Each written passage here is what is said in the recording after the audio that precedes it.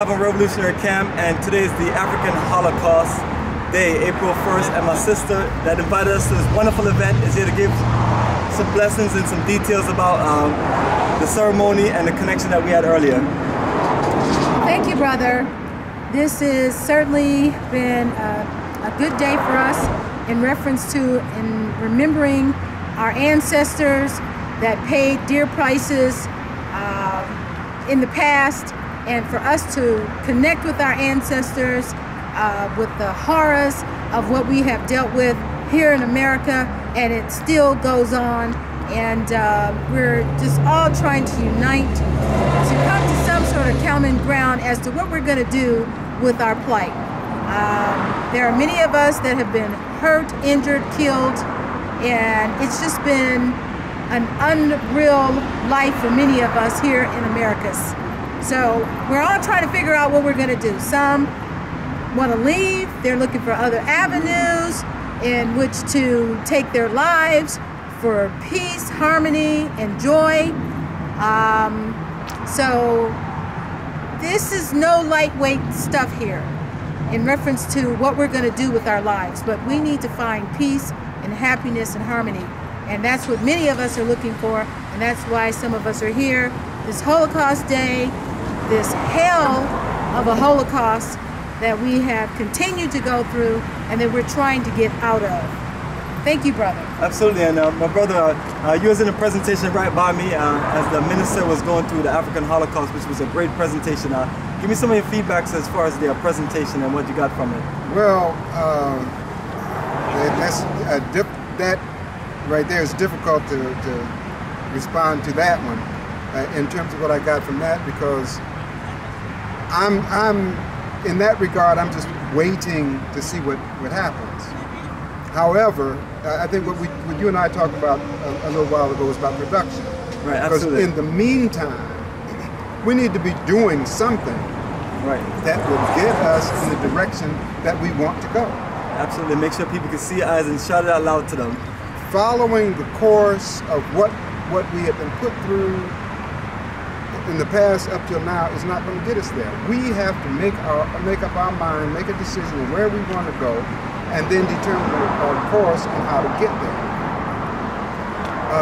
One of the things we need to be careful about, even in terms of what I have to say, because what I want to talk about is production, because there are certain things we need to produce for our very survival. And since it is for our survival, if we're not producing those things, if we're to survive, we got to be getting them from somewhere.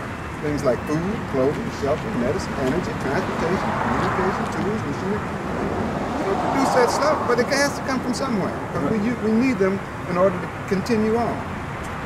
We need to start producing. But what I was going to talk about in that regard is the problem with that is, whenever we even talk about something like that, the so-called powers that be tend to come down on us like a ton of bricks. And we need to be prepared for that also. And we need to just tell these people, no more and never again. Absolutely, definitely appreciate your energy on that. And when we talk about the African Holocaust, it's a multitude of things that we have to talk about. We definitely have to talk about production and sustaining ourselves, and we definitely have to talk about how we're going to protect ourselves from our enemies and from these devils that are here to just cause nothing but chaos and problems with us.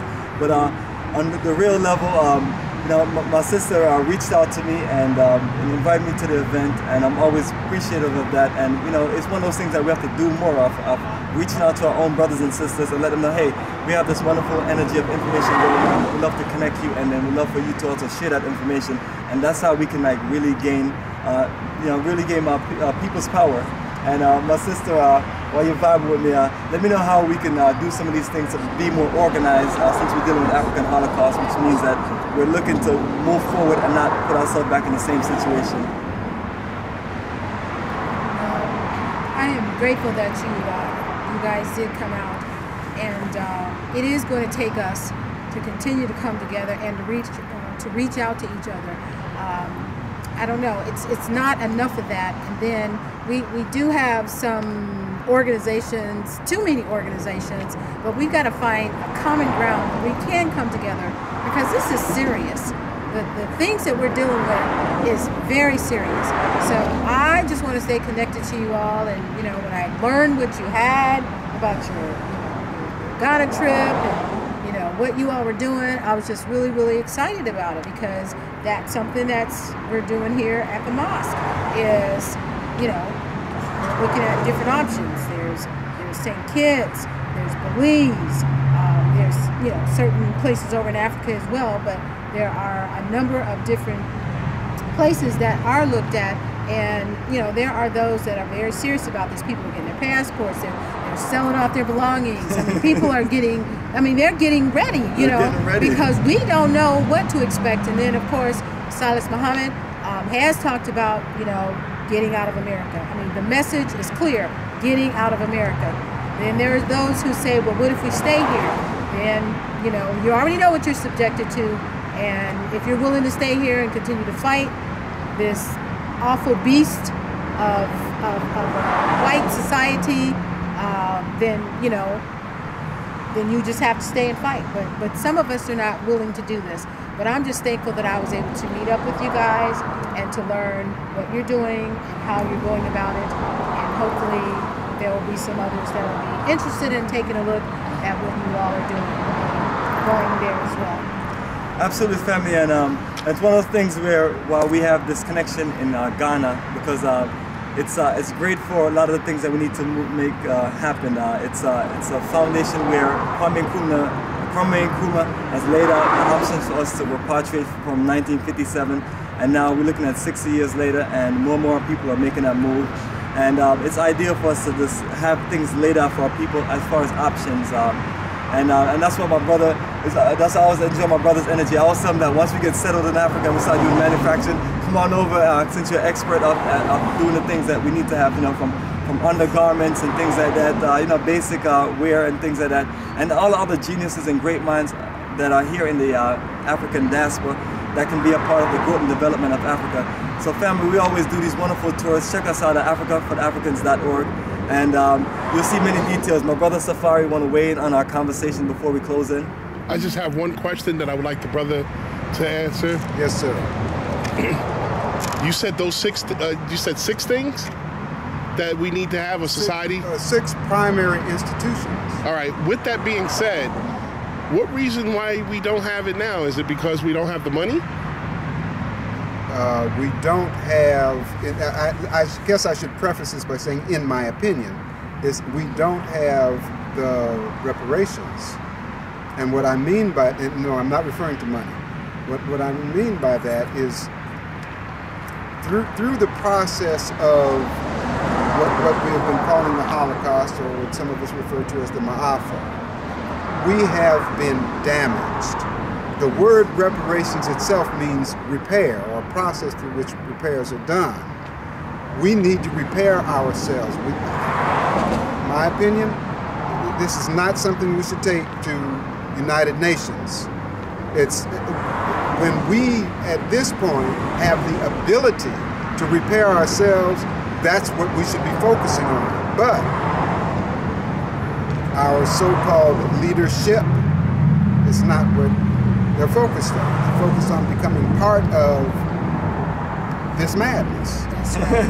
That's right. And in my opinion, and it's not just my opinion, I got this from Dr. Amos Wilson, you can't be a part of this madness without being mad right with it. That's real serious business. Okay? So you have to separate. Yeah. So it's we need to fix ourselves first from our frame of reference, and a part of that is making the determination where we want to be. It's simple, and I'm not necessarily talking about physical location, but in terms of what condition do we want to be in, what position do we want to be in, and then setting a course that will take us there. So real quick, if we just say arbitrarily pick the location physically, it's nothing there. How do we implement those 6 things? First of all, name the 6 things, and then how we implement them. Okay, let me name these 4 things first. The 4 primary resources from which all other resources come. Y'all help me out with this now. first primary resources from which all other resources come. Number one is reason. Number two is courage. Number three is desire. Number four is will. Not necessarily in that order, but those four have to be there before you're going to get food, clothing, shelter, medicine, energy, transportation, communication. They're going to be there. They're the primary resources from which all other resources come. If we don't exercise the will, and it's one of the things that I'm grateful for Marcus Garvey. Remember Marcus Garvey? What did he say? Up you mighty race. Yes. You can accomplish what? Anything. What you will. Anything, basically, family. Anything. You will it, you can accomplish it. So you don't need 1,000 or 10,000 people. You can start with a small group. You can start.